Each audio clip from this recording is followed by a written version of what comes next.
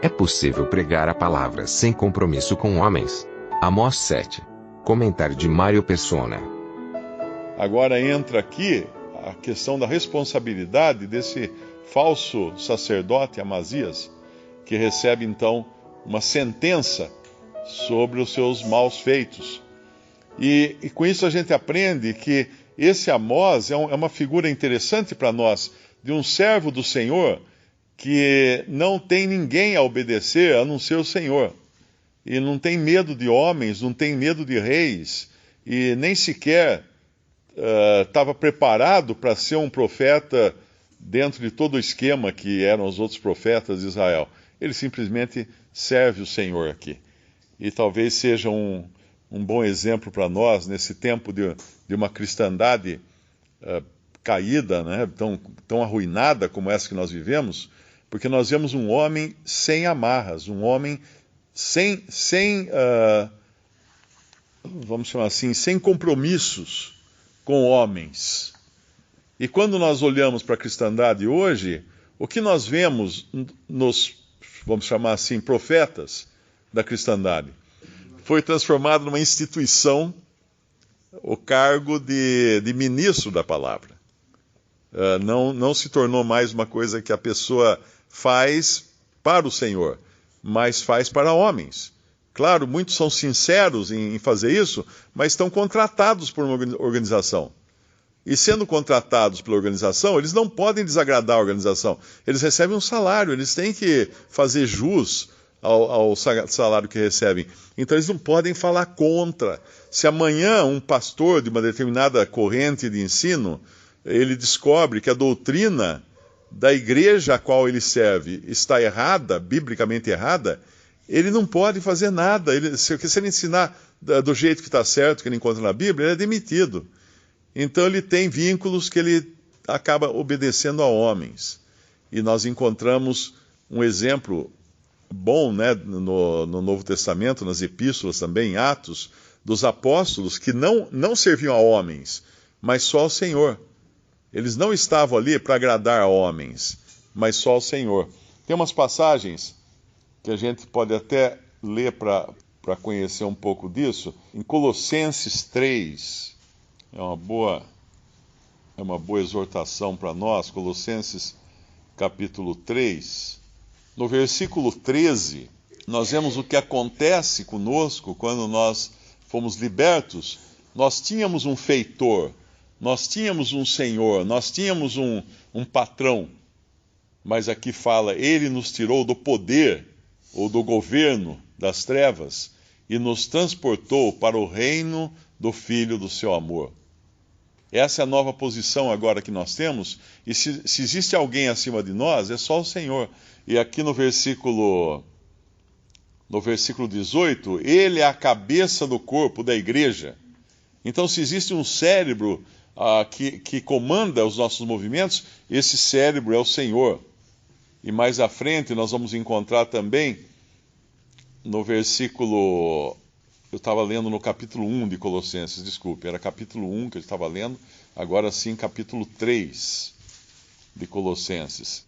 No capítulo 3, nós encontramos no versículo 17, e quanto fizerdes por palavras ou por obras, fazei tudo em nome do Senhor Jesus, dando por ele graças a Deus Pai. Então essa é a responsabilidade e o compromisso de cada crente, é com o Senhor Jesus, não é com homem algum, não é com pessoa alguma. E depois na lista que ele vem abaixo aqui, ele fala, vós mulheres, estáis sujeitas a vosso próprio marido, como convém ao marido? Não, como convém no Senhor, porque uma mulher que se sujeita ao seu marido, ela não está se sujeitando ao marido especificamente, mas ao Senhor, que é o cabeça também do seu marido. Porque ela se sujeita ao Senhor, que ordenou que ela se sujeitasse ao marido. Os filhos, quando se sujeitam aos pais, eles estão se sujeitando ao Senhor. Eu me lembro que quando os meus filhos eram pequenos, nós costumávamos usar uma frase, quando eles faziam alguma coisa errada, que era o seguinte, nunca dizíamos, o papai não gosta, ou a mamãe não gosta disso que você fez. A gente dizia, o Senhor não gosta. Porque o papai ou a mamãe podiam falhar um dia. mas o Senhor nunca ia falhar. Então eles tinham que saber que se eles obedeciam o pai e a mãe, eles estavam fazendo isso por obediência ao Senhor, não aos pais. E aqui no versículo 22 de Colossenses 3, vós servos, obedecei em tudo a vosso Senhor segundo a carne, não servindo só na aparência como para agradar aos homens, mas em simplicidade de coração, temendo a Deus, e tudo quanto fizerdes, fazei-o de todo o coração, como ao Senhor, e não aos homens, sabendo que recebereis do Senhor o galardão da herança, porque a Cristo o Senhor servis.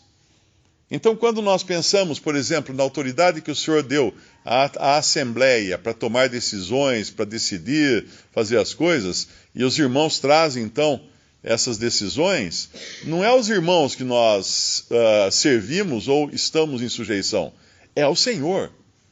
E os irmãos são apenas porta-vozes disso, eles são apenas instrumentos do Senhor. Então, debaixo da obediência a toda a autoridade está a obediência ao Senhor. Quando nós obedecemos o governo, os policiais, o professor, o patrão, é ao Senhor que nós estamos obedecendo. Isso dá uma tranquilidade muito grande, porque nós deixamos também a responsabilidade pelo erro daquele que exige obediência para ele. Se ele está exigindo obediência, ele está errado, ele vai sofrer as consequências, como esse falso sacerdote aqui, que dá uma ordem para Amós, e Amós não vai obedecer essa ordem, porque ele está em obediência ao Senhor. E agora as consequências dessa interferência, dessa intromissão desse falso sacerdote nas profecias que Deus tinha dado a Amós para profetizar, vão cair sobre esse homem Amazias, as consequências disso.